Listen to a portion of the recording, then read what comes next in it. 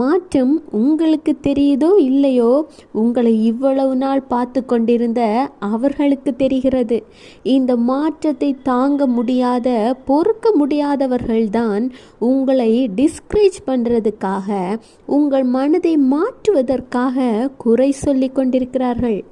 கர்த்தர் சொல்லுகிறார் 115:15, வானத்தையும் பூமியையும் படைத்த கர்த்தராலே நீங்கள் ஆசீர்வதிக்கப்பட்டவர்கள். ஆண்டவராகிய இயேசு கிறிஸ்துவால் ஆசீர்வதிக்கப்பட்ட ஜனமாகிய உங்களுடைய செழுமையை, கொழுமையை, வர்த்திப்பை யாராலும் எந்த காரணத்தை கொண்டும் தடை செய்ய நீங்கள் இடம் கொடுக்காதீங்க. ஏற்ற காலத்தில், ஏற்ற நேரத்தில் விளைச்சலின் அறுவடையை நீங்கள் காண்பீங்க, ஆசீர்வாதத்தை பெற்றுக்கொள்வீங்க.